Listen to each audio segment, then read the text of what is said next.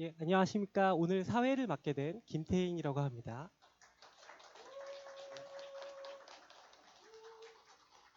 오늘 시간을 내쉬어서 왕큐 세미나에 참석해 주신 여러분을 환영합니다.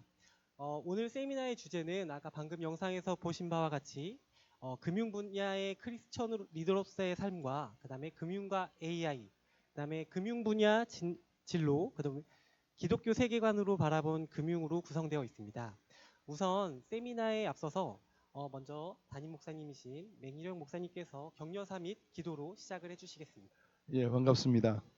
요즘 다들 이제 연말이라서 바쁘기도 바쁘고 할 일이 많지만 여러분들의 또 관심들이 모아져서 우리 교회에서 하는 이 행사에 또 마음을 두게 된 것 너무 감사드립니다. 오늘은 정말 우리 가까이에 있는 부분들, 뭐 돈에 관한 부분들 그런 부분들이 아마 주제로 되어 있으니까 훨씬 더 여러분들이 관심을 가질 수 있는 좋은 기회가 되지 않을까. 특별히 우리가 그리스도인이니까 돈의 관념들을 어떻게 또 그리스도인다운 관념으로 접근해 나가는 것도 우리가 큰 과제라고 바라볼 수가 있는데 이번 기회가 그런 부분들을 좀 정립할 수 있는 그리고 또 우리의 눈을 다시 한번 더 바른 길로 바라볼 수 있는 좋은 기회가 되지 않나 생각합니다. 우리 김영태 집사님은 워낙 또 이 분야의 전문가이시고 탁월하신 분이기 때문에 또 우리 교회 귀한 또 인재를 이렇게 모시게 되어서 너무 또 감사드리기도 하고요. 오늘도 귀한 과제를 통해서 여러분들이 새롭게 도전받고 삶의 새로운 부분들을 좀 정립해 갈 수 있는 좋은 계기가 되기를 바랍니다. 감사합니다. 예, 기도하겠습니다. 하나님 감사합니다. 오늘도 이렇게 왕큐 세미나를 통해서 이번에 우리 가까이 있는 주제라고 할 수 있는 재정에 관한 부분들을 기독교인의 눈으로서 바라볼 수 있는 좋은 계기를 만들게 되어 있는데 우리의 부족한 모든 부분들이 이번 강의를 통해서 많이 해소되게 하시고 바른 기독교관을 가지고 모든 부분들을 살펴볼 수 있는 좋은 계기로 만들어갈 수 있도록 은혜를 덧입혀 주옵소서. 우리 김명태 집사님 항상 교회를 위해서 애쓰시고 노력하시는 우리 집사님이신데 또 가지고 있는 달란트를 가지고 온 교우들을 위해서 애쓰시고 또 한번 교우들에게 새로운 도전을 주기 위해서 귀한 시간을 가지게 되었습니다. 아버지 하나님 이 시간을 통해서 보다 폭넓은 우리의 지식을 넓혀갈 수 있게 도와주시고 또한 바른 길이 어떤 것인가를 다시 한번 더 깨달을 수 있는 은혜로운 시간 될 수 있게 역사해 주옵소서. 마칠 때까지 주님께서 친히 함께 하심을 믿사옵고 예수 그리스도 이름으로 기도하옵나이다. 아멘. 오늘의 강사님을 먼저 소개해 드리겠습니다. 김영태 부원장님께서는 현재 왕십리 교회 서리 집사이시고 그리고 고려대 경제학과를 졸업하신 뒤 1990년경 한국은행에 입행하신 후 경제통계국 국민소득 총괄팀을 거쳐서 국민계정부장, 국제국 프랑크푸르트 사무소장 등을 역임하셨습니다. 그리고 2022년부터는 현재 한국금융연수원의 부원장에 재직 중이십니다. 다 같이 뜨거운 박수로 김영태 부원장님을 모시겠습니다.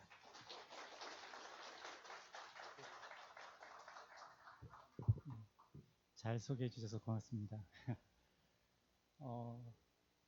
먼저 저도 잠깐 기도드리고 시작하겠습니다. 하나님께서 창세전부터 저희를 택하시고 사랑하시고 인도하여 주심을 감사드립니다. 이 시간 하나님께서 저희 인생을 어떻게 이끌어 주셨는가와 금융 지식을 함께 나눌 기회를 주심을 감사드립니다. 이 강의를 통해 하나님께 영광을 드리고 나누는 우리에게 은혜가 넘치기를 기도드립니다. 하나님께서 인간에게 허락하신 금융활동을 지혜롭게 해나감으로써 하나님의 은혜를 깨닫고 믿음이 성장하며 천국 소망이 더욱 커지게 하여 주옵소서. 우리의 인생을 하나님께 더욱 온전히 의뢰하게 하여 주시옵소서. 예수님 이름으로 기도드립니다. 먼저 제 경험과 작은 지식을 이렇게 나눌 수 있는 기회를 주신 하나님과 교회에 감사를 드립니다. 조금 금융 돈이라서 조금 혹시 기대가 좀 너무 높으실까 걱정되는데 뭐 평이한 내용이 될 겁니다. 저희 뭐 수능 시험 치고 나면 수능 잘 친 사람들 다들 교과서 중심으로 학교 교육한 것 뭐 그런 내용이 될 것 같은데 그런 가운데서도 좀 뭐 인사이트를 나눌 수 있으면 좋겠습니다. 소개해 주신 대로 오늘 제가 말씀드릴 내용은 먼저 제 얘기를 한 15분 정도 하고 제가 어떤 사람인가 그리고 하나님께서 저를 어떻게 이끌어 주셨는가 얘기가 있고 그 두 번째는 최근에 금융과 관련된 얘기라서 주요 이슈가 뭐 AI가 주로 관심이 많아서 금융 관련 AI 등 그런 얘기들 좀 하겠습니다. 그리고 잠시 쉬었다가 그 다음에는 그 금융 분야의 생활, 커리어로서의 금융 분야 그리고 뭐 채용 관련 정보 뭐 이런 것들을 좀 정리해 보았습니다. 그리고 마지막 금융과 관련된 관점에서 성경적 관점을 조금 묵상해 본 것과 자료를 찾아본 것들인데 어떤 내용이냐면 뭐 이자를 받는 게 바람직한 것인가, 보험에 가입하는 것은 어떤 의미가 있는가, 또 주식 투자를 하는 게 맞는 것인가, 뭐 이런 얘기들을 조금 정리해 보았습니다. 제 경험과 또 묵상한 내용을 말씀드리는데 혹시 좀 의견이 다르고 이런 경우에는 코멘트 해주시고 또 목사님도 계시니까 바로 잡아주실 거로 믿고 말씀드리겠습니다. 먼저 제 얘기는 세 가지 파트로 나눠봤습니다. 어머니의 기도를 통해 전해진 하나님의 사랑, 그 다음에 대학 시절 창조에 대한 믿음이 생긴 것, 그 다음에 여러 교회와 한국은행 선교회 예배 생활, 이 세 가지 파트를 말씀드리겠습니다. 저는 1966년에 그 탄광촌인 강원도 태백에서 태어났습니다. 저를 낳으실 때 어머니의 연세가 38세였습니다. 그게 저한테는 굉장히 중요하게 늘 생각하는데 제가 평생 좀 몸이 허약하고 이랬어요. 그래서 그게 아무래도 어머니가 늦게 저를 낳으셔서 그런 게 아닌가 그런 생각으로 하고 있어요. 어머니께서는 저를 낳으시고 난 뒤에 제가 어렸을 때 너무 늦게 아기를 가져서 너를 떼버리려고 노력했었다 이런 말씀도 하셨었거든요. 그렇지만 저는 기도에서 말씀드린 대로 창세 전부터 하나님께서 계획하신 대로 이렇게 태어났습니다. 그리고 중학교 2학년 때 저희 아버지께서 돌아가시고 그 어머니께서는 결혼 초부터 교회를 다니셨는데 못 다니고 계시다가 그때부터 교회를 다시 나가기 시작하셨어요. 그래서 저도 그때부터 교회를 다녔고 중고등부 시절을 이제 교회 학생회 생활을 보내면서 그 어떤 가슴과 몸으로 이렇게 믿음을 가지게 되었습니다. 중고등부 시절은 저로서는 참 좋게 기억되는 게 많은데 뭐 부활절 날에 뭐 성가대 연극도 하고 또 시골에서는 크리스마스 때 새벽송 같은 걸 돌았어요. 그래서 눈 내리는 날 새벽송 돌고 뭐 과자 모아서 나눠주고 했던 그런 기억들이 너무 좋습니다. 그 어머니께서는 거의 2004년에 돌아가셨는데 돌아가실 때까지 거의 새벽 기도로 생활을 하셨어요. 그런데 이제 저한테 어느 날 저를 이렇게 바라보시면서 저희 형제 이름이 영자 돌림입니다. 어머니는 앞에 자는 의미가 없으니까 저를 그냥 태야 이렇게 부르십니다. 그래서 어느 날 이러시는 거예요.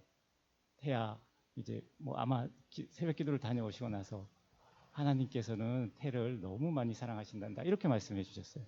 근데 그 말씀이 저는 정말 굉장히 진지하게 말씀하셨기 때문에 너무 가슴에 깊이 뿌리 박히고 제가 살아가는 동안에 어떤 어려움이 있을 때 그럴 때 그 목소리가 좀 생생하게 들리는 그게 가장 큰 힘이 되는 것 같습니다.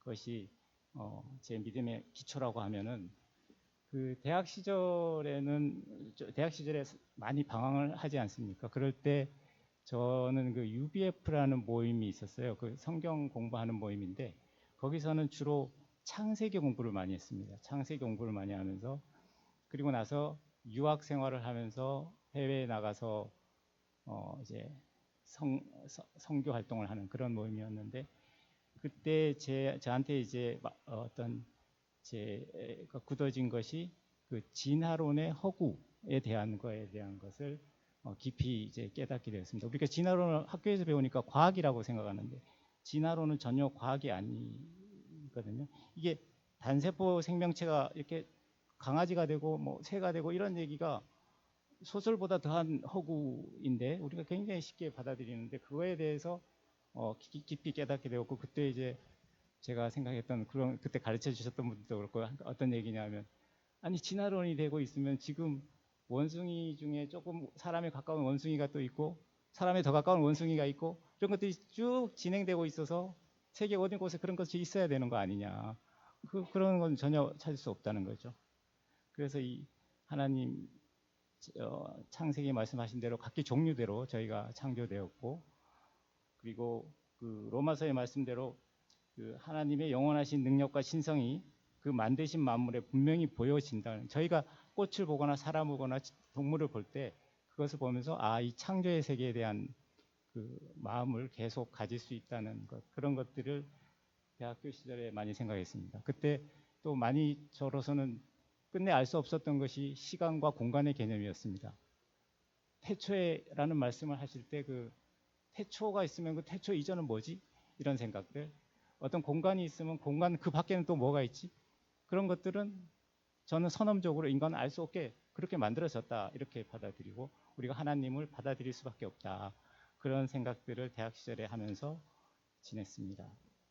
그리고 이제 보통 유학을 가서 선교 활동을 하는데, 제가 유학을 할 형편이 못 되었고 또 어머니도 계시고 이런 기대로 유학을 갈 수 있을 가능성이 있는 곳이 어딜까 하다가 이제 한국은행을 가게 됐어요. 한국은행에서는 유학을 보내주는 많은 기회가 있었습니다. 그래서 저는 90년에 한국은행에 들어가서 2021년에 나올 때까지 32년 동안 한국은행에서 근무를 하고, 그 연장선상에서 지금 한국금융연수원에서 근무를 하고 있습니다. 한국은행에 지내는 가운데서는 그래도 제가 그 한국은행 안에서 원래 유학하기로 했었는데, 그건 네 번의 사수 끝에 한국은행에서 선발되어서 미국 노스캐롤라이나에서 석사과정을 공부를 하고 2년 좀 지냈고요.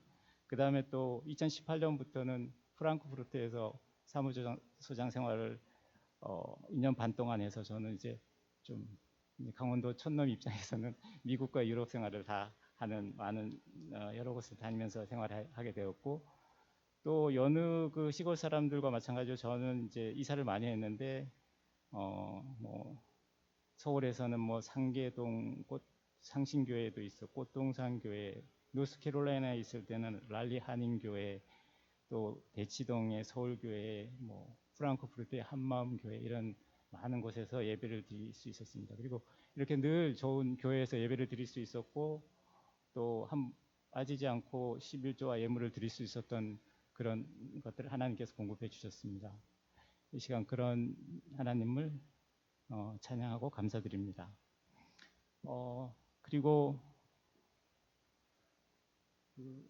제가 여러 교회 다니는 가운데 또 한국은행은 그 한국은행 선교회가 있는데 FMVP라고 있습니다. 75년에 설립이 되어서 매주 수요일날 예배를 드리는 기도 모임이 있는데, 굉장히 그 신실하고 믿음 생활이 좋은 분들이어서, 저는 수요일날 한국은행에서 수요일날 예배 드리는 그런 가운데 그 어떤 기존에 2000년 이전에는 6일 근무해서, 지금 우리 젊은 분들은 모르겠지만 토요일까지 근무하고, 토요일도 거의 오전 근무가 아니고 늦게까지 근무하고 이러기 때문에 예배 드리는 시간이 참 어려웠었는데, 그 수요일날 예배 드리면서 그 어떤 마음의 그 안식을 얻을 수 있었고, 굉장히 저에게 위로가 되었던 시간들이었습니다. 그래서 그런 것들을 잠깐 소개해 드리고, 이렇게 세미나도 하고, 또 이 쪽방촌에 다니면서 이렇게 봉사도 했는데, 여기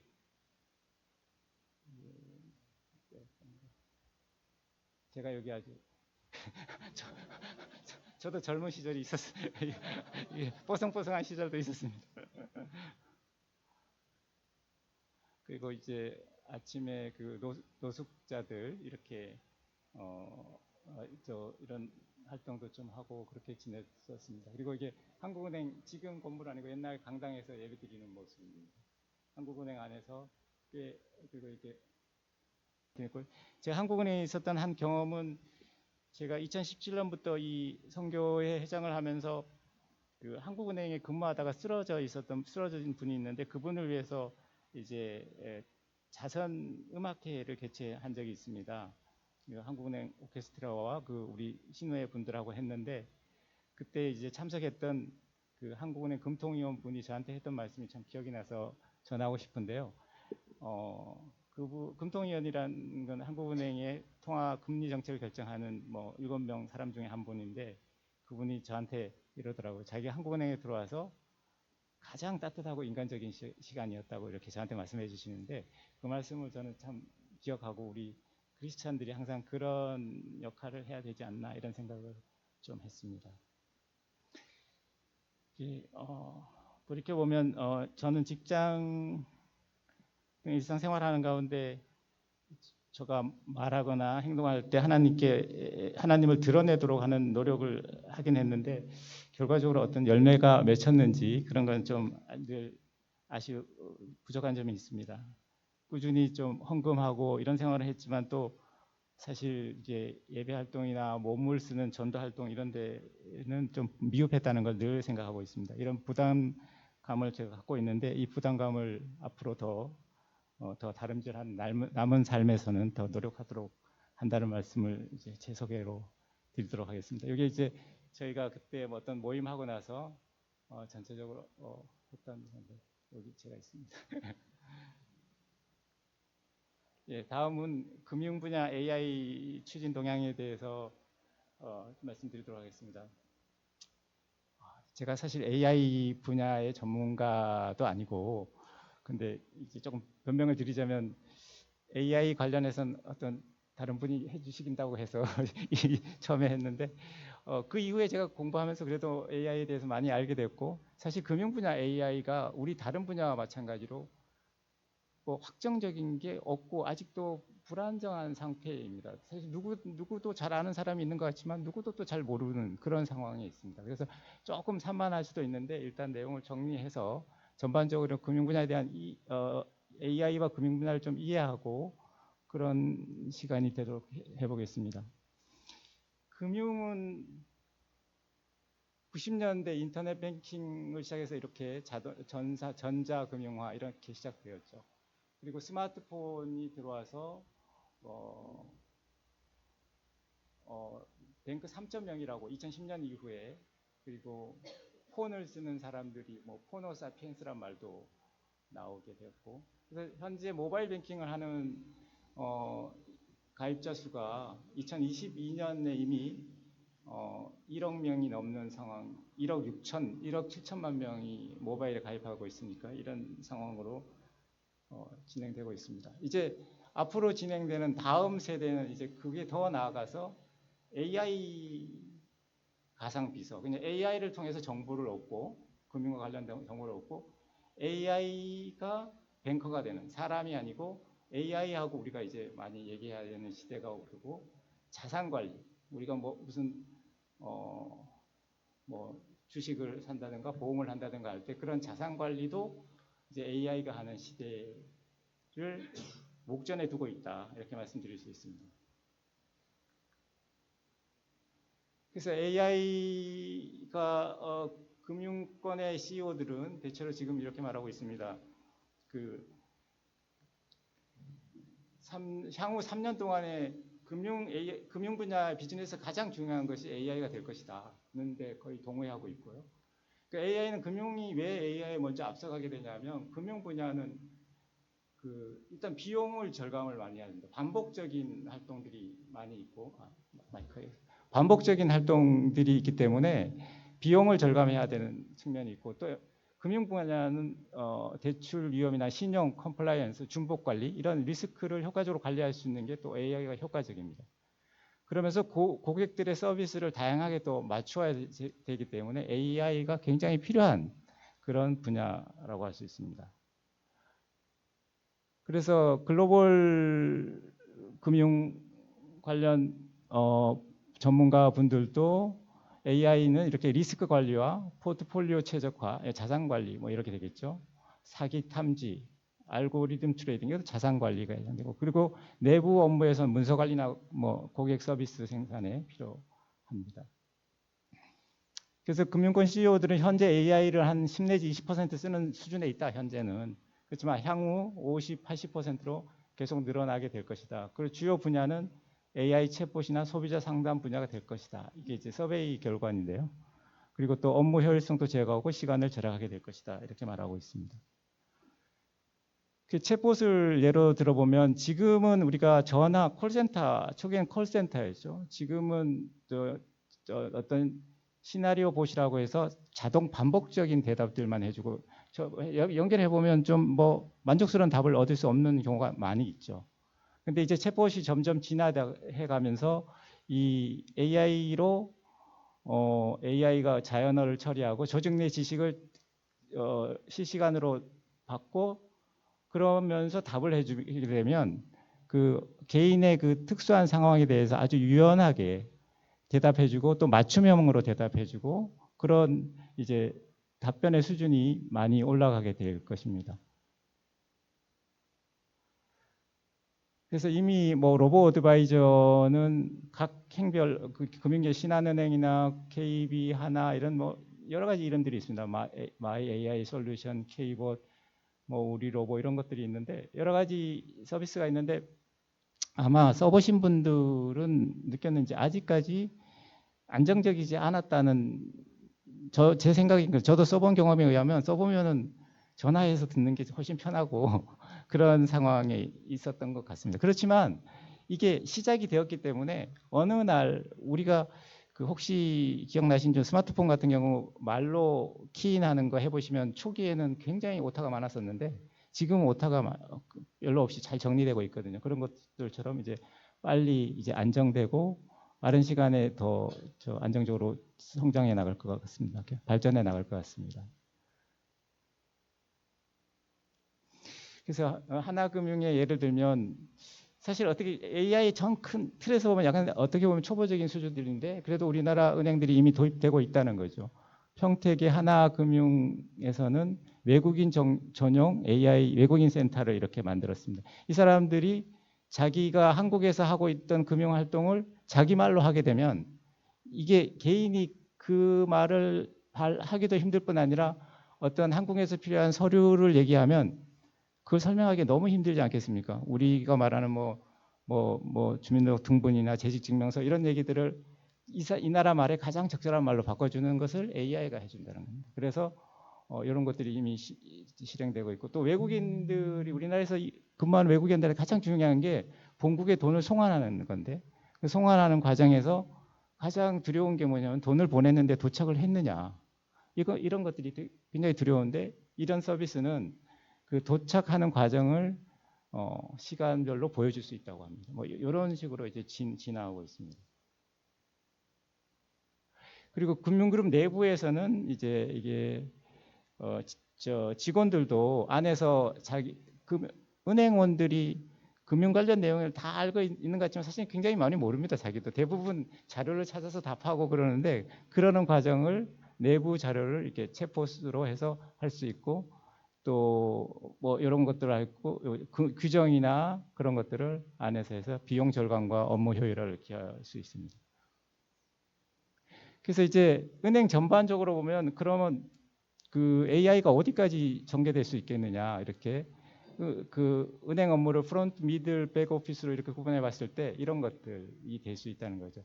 프론트 오피스에서는 고객과 하는 데서는 챗봇 가상 비서 이런 것들을 할 수 있고 그 다음에 신용평가, 대출 서류를 제출했을 때 이 사람한테 대출해 줄 수 있는 상황인가. 그 다음에 상품 개발, 어떤 대출이나 예금 상품도 개발하고 트레이딩도 알고리즘을 해서 이렇게 할 수 있는 것.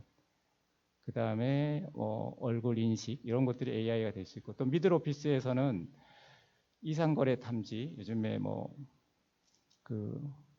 여러 가지 이상거래를 발견하거나 또 자금 세탁 방지 돈이 불법 거래나 무기를 사는데 거래되는 것을 방지하는 게 자금 세탁 방지거든요. 이런 것들에 또 활용될 수 있습니다. 그 다음에 백오피스에서는 대출 심사, 그 다음에 언더라이팅은 보험 가입을 하면 이제 보험 가입을 이 사람이 가입해 줄 수 있느냐 하는 것들은 이 사람의 건강 상태나 이런 것들이 다 필요하죠. 그런 것들을 종합적으로 해서 하는데 사람이 하면 굉장히 힘들겠죠. 이 사람 병원 진단서도 확인해야 되고 해야 하는데 그런 것들을 일괄 처리할 수 있도록 하는 그런 것들이 있습니다. 그 다음에 이런 것들을 준비하기 위해서는 합성 데이터나 이런 개념들이 있습니다. 합성 데이터라는 것은 금융 관련해서는 개인 데이터를 써서 분석을 해야 결과를 얻을 수 있습니다. 예를 들어 어느 은행에 거래하는 금융 상황을 전부 이렇게 그 사람 정보 직장이나 아니면 이 사람의 소득이나 그 사람의 기존의 대출 상황이나 뭐 이런 것들을 쭉 보고 했을 때 이런 상황에 있던 사람은 대출을 잘 갚지 않더라. 뭐 이런 것들을 분석을 해야 되는데 그것을 하려면 개인정보보호법 때문에 쓸 수가 없습니다. 개인 정보는 그렇게 함부로 쓸 수 있는 게 아니거든요. 그런데 그런 통계적 성향을 다 같이 갖고 있는 그런 데이터를 통계적으로 만든 데이터를 합성 데이터라고 합니다. 그런 데이터들은 분석을 위해서 사용할 수 있습니다. 그런 데이터들을 기초를 만들어야 되는 게 있습니다. 조금 뒤에 가면 조금 더 내용을 더 제가 추가해 드릴 수 있습니다. 그래서 예를 들어 뭐 미들 오피스 같은 경우에 조금 내용을 보면 이상 거래 탐지라든가 어떤 거래가 나왔는데 어떤 지역에서 반복적으로 많이 생긴다든가 이 사람이 다니지 않던 지역에서 어떤 거래가 나타난다든가 그런 것들은 사람이 발견하기보다는 이 AI가 발견해서 거래 승인을 왜냐하면 금융 서비스는 곧바로 돈이 움직여 버리고 나면 그 다음에 해결하기가 굉장히 어려워지거든요. 이게 사전적으로 확인을 해야 되는 그런 것들이기 때문에 이런 부분들이 굉장히 유용하게 됩니다. 그래서 AI는 사실은 이건 AI의 일반론이긴 하는데 금융 분야 AI에서도 나타날 수 있는 부분이라서 좀 한번 생각해 볼 수 있는 건데 AI는 자기가 의사결정을 하게 되거든요. 의사결정을 해서 생성해서 결론을 얘기해 주는 것을 하는데 얘는 그런 어떤 그 레이시즘이나 뭐 디스크리미네이션 이런 개념을 잘 모를 수가 있어요. 그러니까 얘가 의사결정하는 거는 뭐 인종이나 성별이나 이런 거에 대해서 바이어스를 예를 들어 뭐 남자에게 여자보다 높은 카드 한도를 부여한다든가 이런 성차별 이슈가 나타날 수도 있고 그다음에 환각현상, 할루시네이션이라고 AI에 대해서 공부를 하셨다면 이 단어를 알고 있을 텐데 AI는 자기가 의사결정을 하는데 확실하고 안전하고 뭐 이런 걸로 결론하는 게 아니고 가장 이피션트하게 해서 그냥 거짓말로 의사결정을 합니다. 그래서 AI가 나오는 데서는 조선 시대에도 컴퓨터가 나오기도 하고 그럽니다. 자기는 그런 결론을 내기 위해서 이런 것들은 금융에 있어서는 절대 나타나면 안 되는 현상이죠. 돈이 움직일 때. 그리고 AI가 이제 어떤 그러니까 뭐 통계적 함수를 통해서 어떤 결론을 냅니다. 대출을 승인한다든가 하는데 이 사람은 승인되고 안 됐다 그러는데 AI가 결정했는데 너는 왜 안 됐어? 라는 얘기를 못한 설명을 못 합니다. 그러니까 AI가 안 된다 그러는데 이렇게 되는 거거든요. 이런 부분들이 보완이 필요합니다. 그 다음에 이제 반대쪽에 금융 쪽이 아닌 반대쪽에서는 딥페이크를 이용해서 사기가 나타날 수 있습니다. 홍콩 금융사 직원의 딥페이크 CEO, CFO의 얼굴이 나타나서 340억 원을 사고 난 적도 있다고 합니다. 이게 엄청난 거죠. 그 다음에 뭐 기본적으로 가장 중요한 보안, 회사 기밀이 나가는 부분들이 있고 키 관리 이것도 보안과 관련된 이런 AI에 관련된 여러 가지 어려움들을 극복해야만 금융에서 AI를 사용할 수가 있습니다.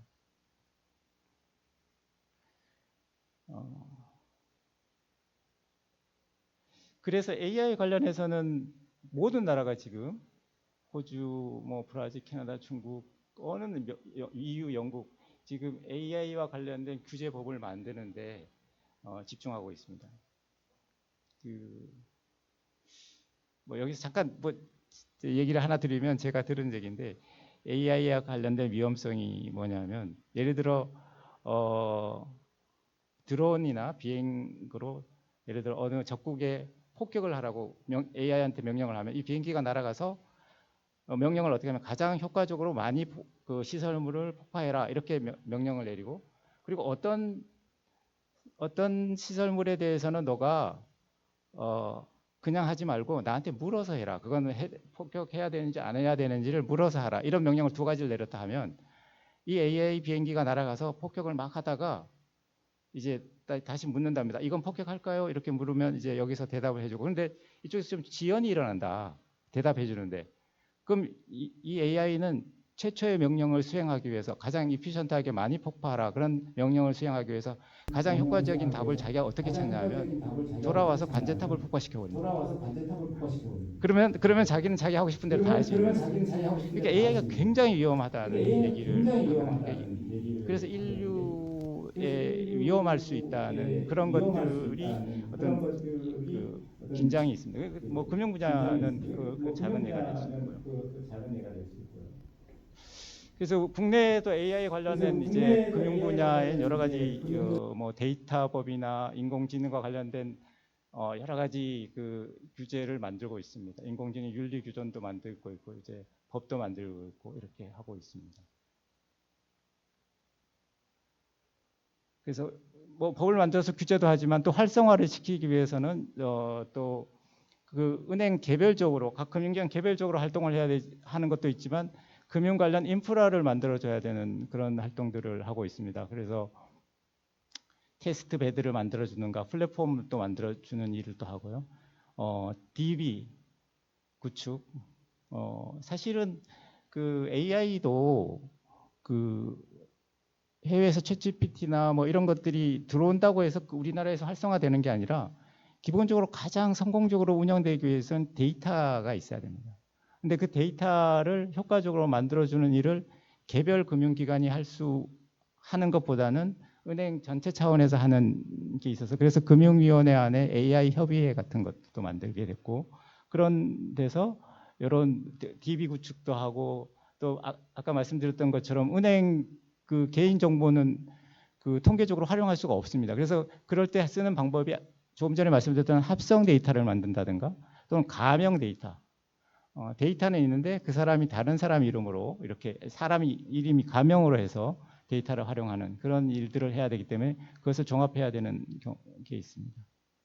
그래서 이런 내용들을 금융권 AI 협의회에서 하게 됩니다. 제가 처음에 이 AI 그 강의 요청 받았을 때는 그런 걸 잘 몰랐는데 그 이후에 그 우리나라도 AI가 굉장히 그 빠르게 진행되고 있는데 제가 금융연수원의 부원장인데 이 AI 협의회에 저도 멤버가 됐습니다. 지금 이게 금융 관련 기관의 부기관장들 모임으로 AI 협의회를 구성했고 금융연수원이 들어가면서 저도 이제 들어가서 활동하게 됐습니다. 그래서 AI도 뭐 사실 여러 가지 중요하지만 또 가장 중요한 건 인재 역량입니다. 인재 AI 인재 사람이 하는 일이니까. 그래서 AI가 많은 직업을 뺏는다 뭐 이런 얘기를 할 때 이렇게 말하는 사람들이 있죠. AI가 직업을 뺏는 거라는 표현은 부정확하고 AI 기술이 있는 사람, AI로 무장된 사람이 AI를 기술이 없는 사람을 구축한다. 이렇게 이해하는 게 맞다. 그러면 우리가 이제 방향이 어떻게 돼야 되는 건 좀 자명해지겠죠. 요거는 이제 약간 강론으로 들어가서 그럼 AI가 어떻게 운영되는 것이냐 이런 거에 대한 얘기를 잠깐 설명드리려고 이제 슬라이드를 몇 개 넣어봤는데요. 그러니까 기본적으로 데이터를 갖고 리그레션을 돌리던가 또는 어떤 분류를 해서 그렇지 않은 그러니까 리그레션이라는 거는 어떤 변수가 있어. 소득이 어떻고 재산이 어떻고 어떤 사람들은 대출을 얼마를 하더라. 이렇게 하는 게 리그레션입니다. 통계학 분석에서. 또 이런 상황은 어떤 거냐면 어떤 사람들을 이렇게 했더니 0과 1로 나눠서 이 사람들은 보통 대출 안 갚더라. 어떤 사람들은 갚더라. 이렇게 해서 나누는 겁니다. 이건 이제 제가 아주 간단하게 두 개로 나눈 것이고 이 나누는 방법은 수천 가지가 될 수도 있고 결론도 뭐 수백 가지가 될 수가 있습니다. 그런 나누는 과정들을 하는 게 대부분 결론적으로 상품에서는 어떻게 되냐?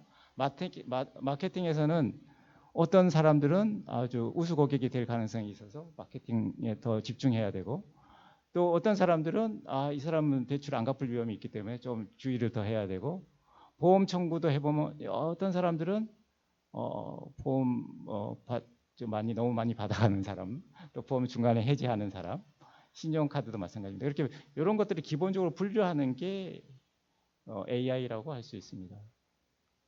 그래서 그게 내부적으로 어떻게 이해되냐 하면 내부 시스템은 이렇게 갖춰져야 되는 거죠. 예를 들어 보험과 관련된 의사결정을 해야 된다면 그 기본 안에 데이터 안에는 보험 계약된 어떤 정형 데이터, 보험 계약하려면 이 사람 소득이나 뭐 이런 것들이 있어야 되지만 또 이 사람의 건강 상태가 있어야 되잖아요. 이 데이터는 은행에 있는 게 아니라 병원이나 이런 곳에 있는 거잖아요. 이건 어느 한 곳에 모일 수가 없는 자료입니다. 어느 한 곳에 모이면 안 되는 자료인데 이런 것들을 이제 어느 집중된 국가기관이나 신뢰받을 수 있는 기관이 모아놓으면 그것을 보험회사가 써서 최종적으로 고객들한테 보험 청구를 하거나 보험을 인수하거나 또 보험 사기를 예방하는 데 활용할 수 있다. 이 시스템은 이렇게 구축되어야 한다는 겁니다. 그래서 우리가 볼 수 있는 여러 가지 서비스들은 뭐 이런 서비스들이 나올 수 있다는 겁니다. 금융 소비자 타겟팅, 시장 세그멘테이션, 합성 데이터를 만들고 기업도 분류를 하고 기업 분석 보고서도 볼 수도 있고 소비자 쪽에서는 소비자 니즈, 뭐 소비자 맞춤형 상품 개발, 초개인형 그런 상품 추천도 할 수 있고요. 그다음에 자산 관리에서는 트레이딩 모델을 개발하고 데이터 기반 자산 포트폴리오를 최적화하고 또 투자 자문 서비스도 할 수 있고 이런 서비스들이 나올 수 있다는 겁니다. 마찬가지로 그런 서비스들이 여러 가지가 있습니다. 뭐 쭉 그런 얘기들이 이상거래 탐지도 있고요. 말씀드린 대로 좀 법령 해석이나 이런 부분들도 다 이렇게 활용될 수 있는 우리가 시장에서 볼 수 있는 상품들이 만들어질 수 있는 겁니다. 그래서 이제 요거는 이제 각 더 이제 하나하나 이제 개발되는 과정을 하나씩 이제 생각해 본 건데요. 예를 들어 어떤 기업이 이 기업한테 대출을 해줘야 우리 경제에 도움이 될 것이냐 안 될 것이냐 이런 판단을 할 때 이 상품이 어떤 상품이고 이 사람이 개발하는 제품이 어떤 것이고 이것이 혁신성이 있는지 없는지 이런 것들을 개인이 보기도 하지만 더 많은 인풋 데이터를 넣어서 이런 의사결정을 할 수 있는 이런 데이터 기반 모델도 개발하는 과정 이런 것들이 지금 계속 진행되고 있습니다. 진행되고 있고 마찬가지로 기술력이나 지식재산권을 좀 더 강조해서 판단을 해야만 우리 경제가 더 발달할 수 있겠죠. 다만 돈 있는 기업만 지원하는 게 아니라 의미 있는 기술력이 있으면 그런 부분들을 지원하는 그런 AI 모델들이 또 만들어지고 있고요. 개인을 또 얘기하면 어떤 개인한테 예를 들어 뭐 상품을 추천할 때 보험 상품을 들으냐 주식을 드느냐 뭐 이런 거 연금을 드느냐 할 때 이 사람이 어떤 사람이냐 이 사람의 생애에 대해서 파악을 해야죠. 소득이 어떤 사람, 직장이 어떤 직장이고 이 사람이 뭐 나아가서는 뭐 성향이 어떠냐 이런 것까지 다 파악해서 이 초개인화하는 과정. 이렇게 되면 우리가 뭐 여러 가지 사람으로 이제 1000개 개인으로 이렇게 분류될 수 있습니다. 그건 사람이 할 수 없지만 AI가 해서 이 사람들한테 가장 적절한 제안을 하는 거죠. 그 고객님은 뭐 예를 들어 뭐 보험을 이렇게 들고 뭐 주식은 이런 걸 하는 게 좋겠습니다. 금융상품 이런 추천을 할 수 있다는 거죠.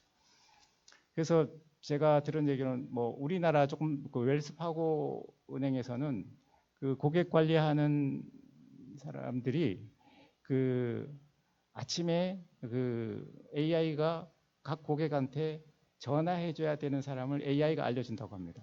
어느 고객은 오늘 손실이 많이 났는데 그분한테 전화를 해주셔야 합니다. 이런 얘기를 기계가 알려준답니다. 그럼 아침에 보고 자기가 전화를 한답니다. 근데 그게 다음 단계로 진행되면 어디로 가냐면 자기가 한답니다. 이제 그냥 기계가 전화한다는 거죠. 그 다음 단계는 그리고 그 전 단계는 전화를 하는데 이런 얘기를 해야 됩니다 하고 스크립트를 적어준답니다. 이런 얘기를 해야 된다. 뭐 그런 정도까지 간다고 합니다. 자산 관리 부분도 뭐 이렇게 하고 이런 이런 것들이 있습니다. 보험 계약 인수도 마찬가지로 아까 말씀드렸던 것으로 어떤 사람들은 보험 계약을 조기 해지하더라. 어떤 사람들은 뭐 좀 과도하게 받아가더라. 뭐 이런 것들도 확인할 수 있고요. 보험금 지급 심사, 그다음에 여신 심사 말씀드린 대로 이런 것들이 개별적으로 하나하나 개발되고 있습니다. 보안과 관련해서 엄청나게 많은 데이터들이 들어왔는데 사고 날 데이터인지 해킹 위험성이 있는지를 파악하는 일들을 위해서 준비하고 있습니다. 요거는 이제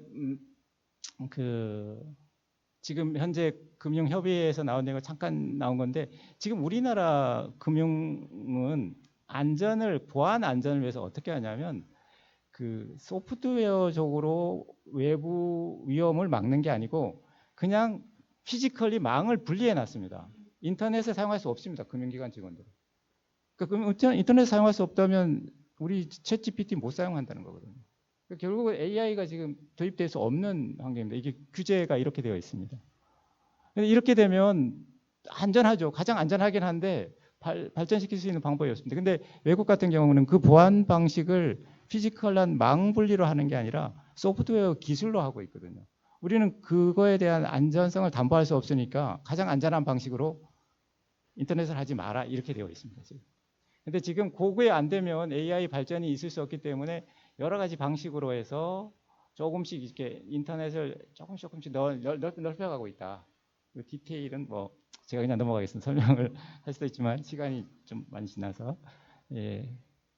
그 다음에 말씀드린 대로 이런 부분들 그 보이스피싱과 관련해서 뭐 우리 국내에서도 뭐 어떤 사람이 손석희 JTB 사장 딥페이크를 하기도 했고 아까 말씀드린 대로 이런 사실은 연예인들이 딥페이크로 나오면 뭐 손흥민이 나온다고 해서 우리가 뭐 이거 아닌 것 같다는 생각은 쉽게 할 수 있는데 정말 어려운 게 친구가 한다든가 아니면 자기 회사의 상사가 나타난 목소리로 하면 굉장히 속을 가능성이 높습니다. 이런 게 해서 굉장히 큰일이 일어났었던 거죠. 홍콩에서도 뭐 조금 전에 말씀드린 345원으로 하고 중국에서도 이런 일들이 있습니다. 이런 가능성에 대해서 늘 염두에 둬야 될 것 같습니다. 마지막에 이제 코인 얘기 안 하면 금융 얘기 안 하는 것이 될 것 같아서 살짝 얘기하는데 저도 코인에 대해서 잘은 모릅니다. 다만 몇 가지 구분을 하면 코인은 지금 스테이블 코인이라는 게 있고 일반적으로 그냥 코인이 있는데요. 빨간색들이 스테이블 코인인데 스테이블 코인이라는 것은 그 통화 달러나 어떤 통화의 그 기준을 받고 거기에 준거에서 그 코인의 값이 정해져 있는 조금 더 안정적인 코인인 거고요. 그 나머지 코인들은 그야말로 자기 스스로 이제 가치를 만들어가는 코인들이에요. 그런 코인들이 있습니다. 스테이블 코인이 좀 더 안정적일 것 같고 제도에 부합하는 것 같은데 현재 상황은 지금 아시다시피 뭐 트럼프 대통령이 되고 난 뒤에 지금 비트코인이 한 천정 모르고 좀 오르고 있는 상황입니다. 잘 모르겠습니다. 비트코인에 대해서는 지금 상황에 뭐 이런 상황이 있다는 거고 그 다음에 이제 그러면 코인은 그냥 민간에서만 만드는 거냐? 그래서 사실은 그 센트럴뱅크 한국은행이 우리나라의 센트럴뱅크죠. 중앙은행 센트럴뱅크 디지털 커런시라고 해서 CBDC라고 해서 중앙은행도 코인을 만들겠다 하는 게 CBDC 프로젝트입니다. 근데 CBDC 프로젝트를 만약에 중앙은행이 코인을 만들어서 자기가 국민한테 직접 줘버리면 누가 다 영업이 없어지냐면 시중은행들이 없어집니다. 만약에 한국은행이 예금 안 하시잖아요. 한국은행이 다 나서서 해버리면 시중은행이 할 일이 없어져요. 그러면 안 된다. 그럼 또 시장 생태계를 무너뜨린다고 해서 지금은 CBDC를 만들 때 여기서 이게 어떤 얘기를 하냐면 기관용 CBDC 은행과 하는 지금도 한국은행은 시중은행들만 거래하듯이 그까지만 하고 그걸 기반으로 은행들이나 아니면 은행 외에 요즘에 또 뭐 페이 서비스 하는 기관들이 있잖아요. 그런 기관들이 토큰을 만들어야 된다. 그런 시스템을 개발하고 있는 중에 있다. 이것들이 개발되고 나면 여러 가지 또 시장에서는 금융 혁신들이 일어날 수 있는 기반을 만들고 있다는 걸 말씀드리겠습니다. 그래서 이런 것들이 진행되고 있다는 것까지만 말씀드리는 거로 해서 여기까지만 해서 전반부를 마치고 조금 쉬었다 하는 게 좋다고 해서 한 5분이나 뭐 잠깐 쉬었다가 후반부에는 제가 금융문화 진로에 관한 얘기하고 아까 말씀드렸던 몇 가지 금융 내용에 대해서 말씀드리도록 하겠습니다.